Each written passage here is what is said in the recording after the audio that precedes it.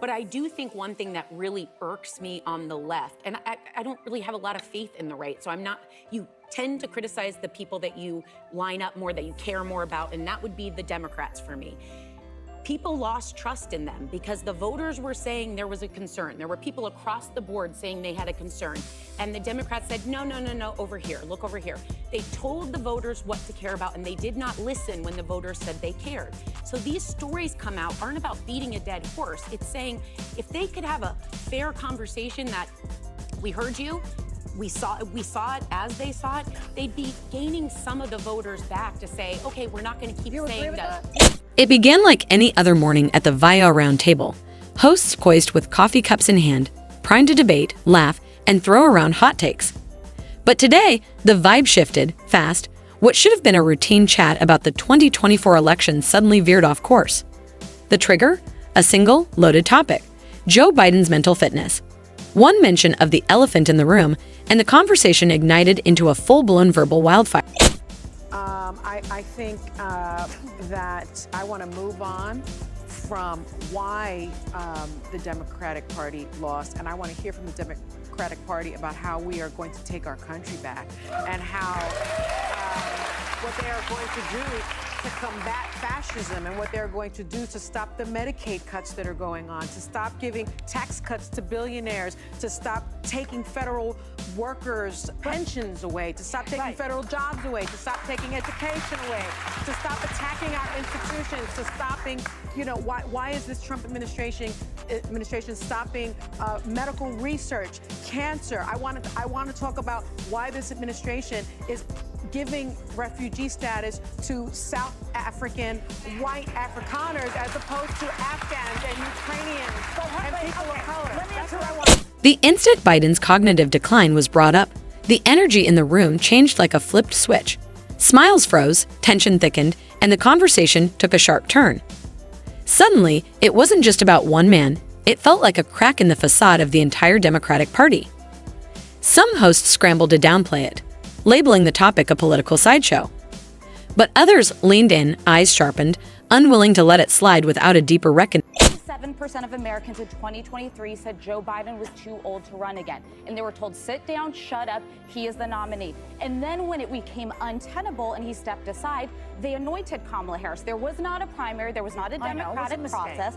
And then when she lost, they said, don't look backward, we're moving forward, we're not even going to talk about why we didn't listen to you. We had Joe Biden here last week. It was an honor to have him. I think he is a good man. I do not think he could have been president for 4 more years. The hardest job on the planet. Can this guy be president? He was elected. I didn't vote for it. Real quick, but he also, President Biden took responsibility at this table, which is something that I'm frustrated with the Democrats. He said, he did take this falls on me. And I said that was the clearest answer of what people needed. Alyssa, for one, wasn't about to bite her tongue. Not this time. As her co-host jumped to defend Biden, she leaned forward, eyes blazing and unleashed. To her, this wasn't just poor judgment, it was a deliberate deception. She called it exactly what she believed it was, a cover-up. And not just any cover-up, but, in her words, the most brazen political scandal the country has seen in modern history. The table fell silent, but the tension spoke volumes. Quoted in this book of saying they would be boxed out of meetings if they raise concerns, and there's very specific examples. George Clooney goes on the record to Jake Tapper and says he moved mountains. He flew in from Italy to do this record fundraiser for Joe Biden. Joe Biden didn't recognize George Clooney. One of the most recognizable men on the planet. And now that's not a presidential duty. It's not the job. You don't have to recognize George Clooney. But does that give you confidence that in the middle of the night, if China's about to attack us, there's a war breaking out in Iran, that he is the sharpest person to be able to handle that? Which administration texted war plans to their brother? But it's just like Joe Biden. No, but do we just keep lowering the bar because Trump is bad? Nothing else is bad because Trump is bad? It's like, well, that can also be true. Yeah, but the ship has sailed. It's out in the ocean somewhere with Biden. We have Trump we have Trump because you guys screwed this up. With all due respect. All right. In her eyes, the deception ran deep, stretching over 4 long years. Not just by party leaders, but by media giants and the very institutions meant to safeguard democracy. It wasn't just political. It felt personal, like a betrayal hiding in plain sight.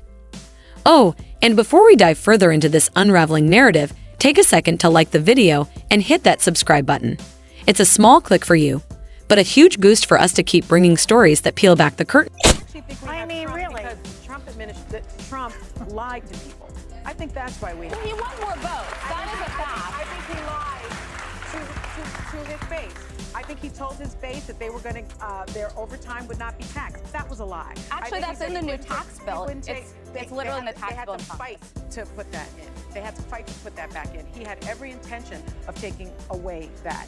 That's not true. He ran on no tax on tips, and it's in the tax bill. Yeah, but it wasn't in it originally. I also think drafted that a lot of people are, and Swazi pointed it out that it wasn't in there. I think the other thing that people need to realize is that they were lied to. The federal workers that voted for him, farmers that voted for him, immigrants that voted for him, they were lied to. That is why we have Trump, not because of any other drug. What unfolded next wasn't just another heated debate on daytime TV. It was an on-air eruption that exposed just how raw and fractured the political landscape has become. The tension wasn't theatrical. It was real, and it boiled over for everyone to see. Sarah was the first to push back, and when she did, it was with unmistakable conviction. She wasn't interested in polite disagreement. She was furious. Her frustration with the Democratic Party had been simmering, and now it spilled out. What enraged her most wasn't just the leadership's stance, it was their blatant refusal to listen. Voters, lifelong Democrats, independents, even moderate centrists, were all voicing the same growing concern. Something wasn't right with President Biden. And instead of acknowledging those concerns, Sarah said the party buried them. They deflected, redirected, and spun narratives like political illusionists. Don't focus on the faltering performance, they seem to say. Look over here at the distractions, the polls, the press releases, the noise. It was smoke and mirrors. But for Sarah, this wasn't about attacking Biden personally.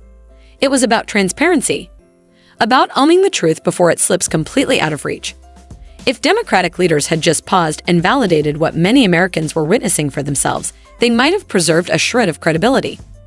Instead, they dismissed the electorate as if their instincts were flawed, as if their eyes were lying. And according to her, that wasn't just a misstep, it was a pattern. A deliberate one. It was a party so obsessed with optics, with polishing its image and maintaining control, that somewhere along the way, it forgot the very people who had handed it power. That was Sarah's argument, and she didn't hold back. She said it straight to camera, live without flinching. You could almost feel the oxygen leave the room. The studio lights may have been steady, but the atmosphere turned electric. The tension wasn't subtle, it was thick enough to cut with a knife. And somewhere behind the scenes, you could just imagine the control room in full-blown panic. Producers barking into headsets, fingers hovering over the mute button, unsure if the broadcast was about to go completely off the rails. Because what Sarah had just said was more than bold, it was incendiary. And it lit a fuse that would lead to one of the most intense segments that show had ever aired. According to the claims now flying across the table, Joe Biden wasn't just an aging president having occasional verbal missteps, he wasn't truly in charge at all. Behind the curtain, figures like Nancy Pelosi, Chuck Schumer, Hakeem Jeffries, and even Barack Obama were allegedly well aware that Biden was no longer mentally fit to serve. Just think about that for a moment. Presidential decisions made, laws signed into existence, international negotiations carried out, all while insiders, according to this fiery discussion, couldn't even confirm whether Biden fully understood what he was agreeing to. That isn't just uncomfortable political theater. That's a systemic failure of leadership at the highest level. A collapse of the credibility and function of the presidency itself. And here's where it got even more surreal. The hosts who were pushing back on the narrative of everything's fine didn't stop at Biden's cognitive capacity, they questioned whether his public persona had been entirely manufactured. A man who once opposed gay marriage and school integration, they argued, was now being paraded as a progressive champion. But the twist, they claimed the shift didn't come from him at all. It came from the party. From strategists, handlers, and insiders using him as a political prop, an empty vessel to push forward policies he may not have even understood or agreed with. One host pointed to the now famous image of pride flags displayed at the White House, not as a moment of progress, but as a symbol of something deeper. Not what it represented culturally, but what it suggested politically, that Biden had little say in the matter. It was all stagecraft, they argued, a production meant to paint him as something he wasn't. The real Joe Biden, they claimed, had been sidelined, not just mentally, but emotionally and politically. The claim was stark. The unraveling of global stability during Biden's presidency wasn't just unfortunate coincidence. It was calculated. Russia's invasion of Ukraine, China's escalated threats toward Taiwan, Iran's bold support for attacks on Israel. These weren't isolated events. They were, in the eyes of the panel, strategic moves. And you can't spin that on the world stage, not with sound bites, not with applause lines. World leaders saw the hesitations, the stumbles, the long pauses that left everyone holding their breath. And if the accusations at that table were true, global chaos wasn't just knocking at the door, it had been invited in, thanks to a carefully hidden truth too many were afraid to say out loud. Keeping Biden in office, they argued, hadn't just weakened America, it had shaken the very foundation of global stability. And when those words echoed through the studio, broadcast live to millions, it was no longer just about partisan bickering or campaign wins. The tone shifted. Suddenly, this wasn't politics as usual. This was about fallout. About real-world consequences, vulnerable populations, international threats, and lives caught in the crossfire of decisions made or avoided. Yet, as the tension built and hard truths surfaced, not everyone on that panel was ready to wrestle with the weight of it. Sunny, in particular, seemed eager to steer the conversation somewhere, anywhere else. She didn't just pivot from the Biden debate. She attempted to bury it entirely. Without addressing the credibility crisis or the trust that had eroded between the Democratic Party and its base, she launched into a checklist of issues: fascism, Medicaid, pensions, public education, civil rights. All important topics, yes, but none of them answered the question on the table. It was like watching two conversations happening in parallel universes.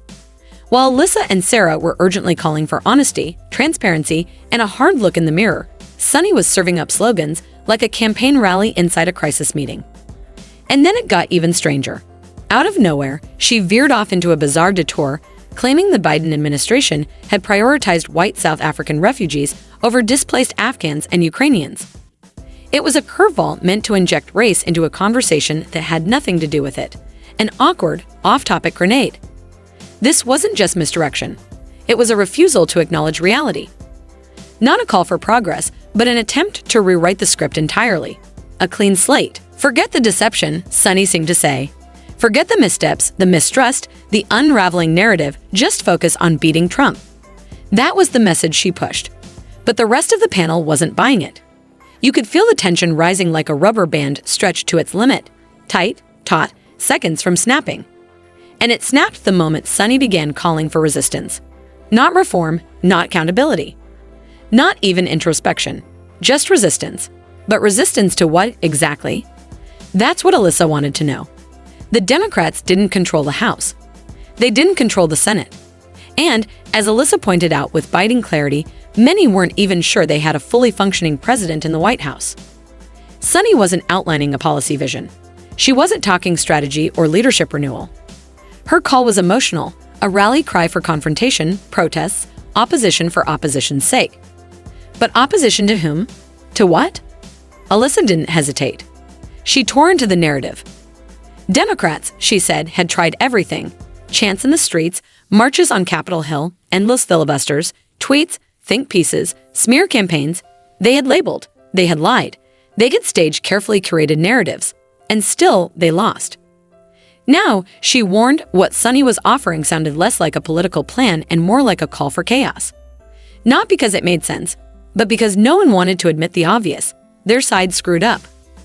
Admitting they'd made a mistake meant facing the hard truth that the party they believed to be morally superior had chosen the wrong leader. And instead of owning that truth, they turned their frustration outward. They didn't reflect, they blamed. They blamed the system, the media, and ultimately, the voters. Lashing out because they couldn't bear the thought of being wrong. And maybe in the end, it was just easier to believe the narrative, to accept the illusion, to go along with the carefully curated storyline rather than face the hard, unforgiving truth that for 4 years, the American public had been misled, lied to, and all the while, the country teetered. She turned directly to Sunny, locked eyes, and finally said what everyone else on the panel had danced around for far too long. Joe Biden is not mentally fit to be president. No euphemisms, no softening, just raw, unfiltered truth. And the moment those words dropped, It was like time froze in the studio. The temperature shifted. You could almost hear the audience hold their breath. But Alyssa wasn't just tossing out accusations. She came with receipts. She reminded the panel with an unmistakable edge in her voice that in 2023, a staggering 77% of Americans, not just Republicans, not just the fringe, but Americans across the political spectrum, said Biden was too old to run again. And how did the Democratic Party respond? Did they open a dialogue? Did they hold a meaningful primary? No, they slammed the door shut. And when even that strategy began to collapse under scrutiny, they didn't shift toward transparency. Instead, they quietly floated Kamala Harris as the next in line. No vote, no primary, no accountability. Just a backroom coronation. When Alyssa called that out, Sunny muttered something beneath her breath. I don't think that's wrong. No further explanation. No defense of democratic process. Just casual acceptance of sidestepping the will of the people. She recounted how Biden had been a guest on The View just last week. She'd never voted for him, she admitted, but she came into that interview hoping that he'd show some clarity, some responsibility. And for a fleeting moment, he did. He said, "This falls on me." But that lone flash of honesty couldn't undo 4 years of spin, of obfuscation, of party-led gaslighting. That was the real issue, the refusal to admit fault. The unwillingness to simply say, "We got it wrong." Alyssa dropped a behind-the-scenes detail from a high-profile fundraiser, a moment that hadn't been made public until now. Joe Biden, standing in a room of donors and celebrities, reportedly didn't recognize George Clooney. George Clooney, one of the most recognizable faces in the world. And sure, recognizing a movie star isn't part of the Constitution. But the symbolism hit hard. If Biden couldn't play someone that famous in a calm, controlled environment, what would happen in the chaos of a real crisis? A midnight phone call, a national emergency, a cyber attack. Would he freeze? Would he falter? Joy Behar, ever the loyal party warrior, tried to smother the flames. She reached for the all-too-familiar panic button. But Trump is worse. She deflected. She dodged. She dragged the conversation back to January 6, to Trump's indictments, to anything but Biden's mental state. It was like watching a magician pull scarves from a hat. Colorful distractions meant to keep the audience from noticing what was really happening.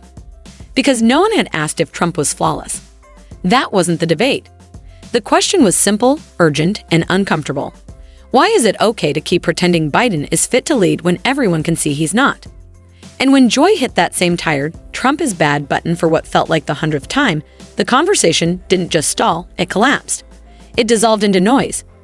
The trust in the room fractured. She called out what everyone else was tiptoeing around. The glaring imbalance in the conversation.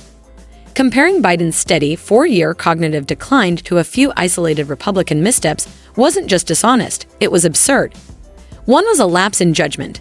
The other was the slow-motion unraveling of a presidency, propped up by an entire party too afraid to admit the emperor had no clothes.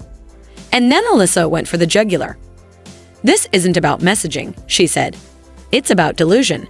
She didn't mince words. The Democrats had sold voters a version of themselves, the responsible ones, the intellectuals, the moral compass of the nation. But as inflation soared, cities descended into chaos, and global adversaries grew bolder by the day, party leaders clung to their storyline like it was gospel. They told Americans to trust them, while everything around them was crumbling. And when those Americans dared to question the narrative, the response wasn't humility. It was blame. They accused voters of being missold, misinformed, or worse, bigoted. Alyssa made it clear, and Sarah echoed her. This is why Trump won. Not because Americans were ignorant, but because they were ignored. They were tired of being gaslit. While the party insisted Biden was sharp, capable, and in control, the reality on the ground was telling a much different story, one of disconnection, dysfunction, and decay. And instead of facing that truth, the party chose denial. Because for them, it was easier to believe the voters were broken than to admit they might be. They lied, and the public noticed. What followed wasn't just a disagreement. It erupted into a fiery clash between Sunny and Alyssa, with sparks flying across the table like a political lightning storm. Sunny went on the offensive, rapid-firing accusations as if trying to bury the conversation under a pile of deflection. She claimed Trump had betrayed his base, lied about not taxing overtime, missiled federal workers, deceived farmers and immigrants. Her goal was clear: shift the blame, reframe the failure, and make Trump the sole villain in America's downward spiral. But Alyssa was locked in, unshaken. She countered every claim, one by one, precise, fact-driven, and fierce. Trump's promise on no taxes for tips. It was in the new tax bill, she pointed out. Sonny tried to backpedal, arguing it wasn't in the original draft. Alyssa didn't flinch. She wasn't interested in spin, only in facts. And the facts, she said, pointed to a far more dangerous lie. Not from Trump, but from the very people who insisted he was the problem while ignoring the decay happening on their own side. Then came Sonny's curveball. We have Trump because we were lied to. It was meant to land like a mic drop, but it fell flat. Alyssa and Sarah exchanged glances. Because if that statement held any truth, it was this. The real lie was pretending Joe Biden was ever fit to lead. The Democrats told America he was sharp, strong, the seasoned veteran who'd steady the nation. But anyone watching him struggle to finish sentences, forget names, or meander offstage could see the truth. Sonny kept pushing a fantasy that voters were simply duped and the party was blameless. But Alyssa and Sarah had had enough of make-believe. They weren't chasing illusions anymore. As the shouting match faded and the studio settled into a tense silence, one thing became impossible to ignore. Sarah and Alyssa weren't just venting about what had already happened. They were sounding the alarm about what was coming next. This wasn't just outrage over a misstep. It was a warning flare. A declaration that the Democratic Party hadn't learned a single thing from its previous political bruising. According to them, the same voters who begged to be heard in the last election, middle-class families, working parents, independents, moderates, were still being ignored. The same warnings were being waved like red flags. And yet, party leadership seemed determined to march full speed ahead off the same cliff. They were still pushing ideas that had long since lost support with a large portion of the country. Unchecked government spending, lenient border policies, biological males in women's sports, and rigid DEI mandates that felt more like virtue signaling than policy. But instead of recalibrating, the party was doubling down, behaving as though electoral losses were just a messaging problem instead of a disconnect from real-life concerns. As if shouting, "Trump is evil," louder would magically make voters forget their daily struggles. Alyssa laid it out with ruthless clarity. While Trump, for all his flaws, at least talked about the issues everyday Americans cared about, crime, jobs, national security, the Democrats offered cultural lectures and symbolic gestures. Drag shows in elementary schools, pride flags on federal buildings. And when people dared to push back, the response wasn't dialogue, it was dismissal. They were called ignorant, bigoted, fascist. The more the party refused to listen, the more it alienated the very people it claimed to represent. And as Alyssa put it, if they didn't snap out of it soon, they were barreling toward another rude awakening, one they might not walk away from. But before Alyssa's brutal takedown on CNN would dominate headlines, there was one more piece to this unraveling puzzle. One final twist that exposed something far bigger than Joe Biden's mental state. According to her and others on the panel, the past 4 years had lifted the curtain not just on one man's decline, but on the entire Democratic machine behind him. A machine that, once unchecked, revealed exactly what it stood for when no one was looking, and no one dared to stop it. With no strong, decisive president at the helm, the power vacuum was quickly filled, not by elected leaders accountable to the people, but by unelected insiders. Former Obama staffers, entrenched bureaucrats, and political operatives quietly took the reins. And what they unleashed wasn't governance, it was an experiment. One that for many Americans felt like a nightmare unfolding in real time. Policies that once lived on the fringes of academic panels and activist circles were suddenly mainstream law. The border crisis spiraled as millions crossed illegally, overwhelming cities not built for the influx. But instead of offering practical solutions, party leaders stood at podiums preaching about inclusion and empathy, while school systems collapsed, police departments thinned, and basic services buckled under pressure. Taxpayers watched as their money was funneled into benefits for people who weren't even citizens, while their own communities slipped into disrepair. Cultural norms were flipped inside out. Patriotism became problematic, gender became performance art, and children were exposed to content in classrooms that would have caused national outrage just a decade ago. And the moment anyone dared to question it, they were branded bigot, extremist, even domestic threat. Alyssa described it as a mirror held up to America. With Biden absent in all but name, the Democratic machine had the freedom to fully reveal itself, unchecked, unfiltered, no guardrails, no opposition, just raw ideology. And in the process, they didn't just govern, they pushed away millions who once stood with them. Even lifelong Democrats, people who had spent decades voting blue, campaigning, donating, and believing, started to whisper the question out loud. Is this really what we signed up for? Because by now, it was clear this wasn't just about Joe Biden's mental state. That was merely the symptom. The disease ran deeper. What Alyssa and Sarah were confronting wasn't just one man's decline. It was the machine that kept him upright while it ran wild. A system so obsessed with control, so drunk on unchecked power, that it willingly pushed policies that reshaped the country in ways the majority never wanted. And now, with the fallout plain for everyone to see, the same people who orchestrated it all were asking Americans to forget. Just move on. Pretend none of it ever happened. But not everyone was willing to forget. And that's when Alyssa delivered the final, crushing blow, this time live on CNN. She revisited The View's recent, much-discussed interview with Joe Biden. It had been framed as a chance for him to silence the critics, to prove once and for all that he still had the clarity, composure, and capability to lead the nation. Instead, it became something else entirely. Alyssa recounted how she asked him directly about the growing concerns over his mental acuity. This was supposed to be his moment, calm, clear, commanding, but Biden fumbled. He lost his train of thought. His words trailed off. He stared blankly, and then silence.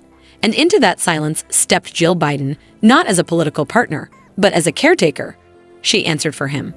She filled the gap. She saved the moment, or at least tried to. Alyssa didn't soften the blow. She said what everyone watching had already felt in their gut. This wasn't a show of strength. It was confirmation. Confirmation that the rumors weren't just political spin. The decline was real. And worse, it had been covered up, not for weeks, not for months, but for years. She didn't hesitate to name it. One of the most shameful political cover-ups in modern American history. Because for over 2 centuries, through wars, scandals, assassinations, and recessions, America had always had a functioning president. Until now. According to Alyssa, Biden wasn't making the calls. He wasn't even holding the pen. The real power, she said, was in the hands of unelected Obama-era loyalists pulling the strings from behind the curtain. And the scariest part?